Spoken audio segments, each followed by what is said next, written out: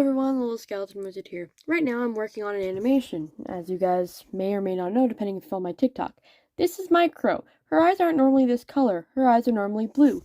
Her eye color changes depending on her emotions or if she chooses to. Sometimes she chooses to change the eye color to have a better explanation, like shown in the book.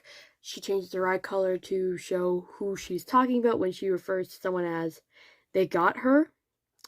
But in this case, this is a transition shot. Her eyes will be pink by the end of this. This is not the first character that I have that uses color to represent their emotions. This is Shadow. And this is Blackout.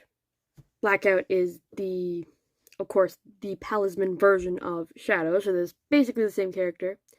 But in all three renditions of Shadow, the prototype version, aka the version of her that was before Shadow is Shadow herself now, like the current version, and the palisman, they all also show their emotions through their eyes.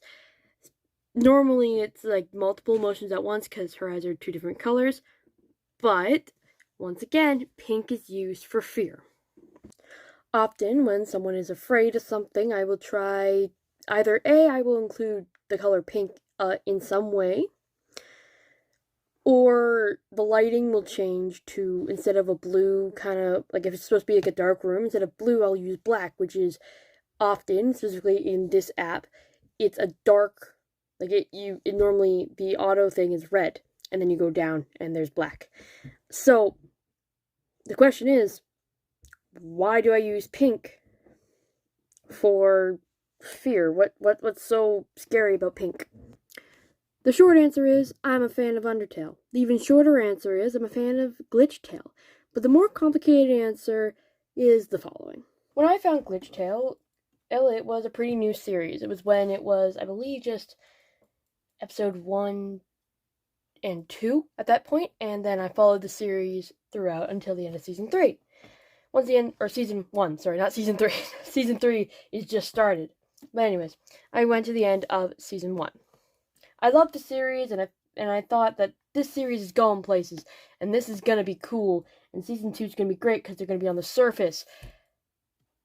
And literally, the first episode, we're introduced to this new, kind of suspicious character named Betty. Now, as you guys know, I have Betty as one of my main characters in my AU. But in the original universe that she came from, she was this kind of suspicious, but like, not in a bad way character. We didn't think much of her. We thought she was, she wouldn't hurt a fly. She seemed super, super kind and, innocent. But something was off, right? There was always that feeling that something was off. We then get about midway, I think episode, what episode would it be? Probably 3, I think. Not entirely sure. We get to episode 3, where we finally get told why her soul is pink. And we get told why there was that feeling of we shouldn't trust her every time we saw her on screen. The soul trait meant fear. Canon Undertale didn't have a soul trait for fears. Now, of course it didn't. This is an AU. Why would a game that's so cheery have the need for the soul trait of fear? Well, it worked well in this series because Betty was the first time in ever that I wasn't, or at least a long time, that I wasn't scared of herself. Like, I wasn't scared of the character herself. She didn't scare me. What scared me is what she was capable of. It wasn't even what she'd done. What she'd done was, it was pretty bad. But what she could do was scarier, because we never knew what her next move was. For the first few times that she attacked people, it was the same thing. She used the same thing over and over again. But then suddenly, this new addition, I believe it was, I think I referred to it as hatred. It could be referred to as another thing. But basically, this new thing was introduced, and she became even more terrifying than she already was.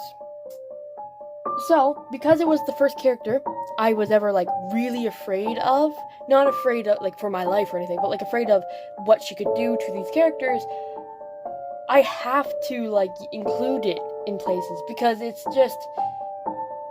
what scared me. You'd see the color pink, and all of a sudden, you know something bad's about to happen. Now, of course, in my EU, as you guys know, Betty is, super sweet. She's a good person. However, you will also notice that her soul trait isn't fear, it's true fear.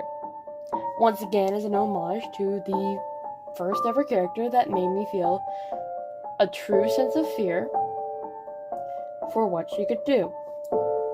So yeah, that is Lola's explanation as to why she uses pink. The complicated version of the explanation of why Lola uses pink to represent fear, even though a lot of others use white. Peace out, guys.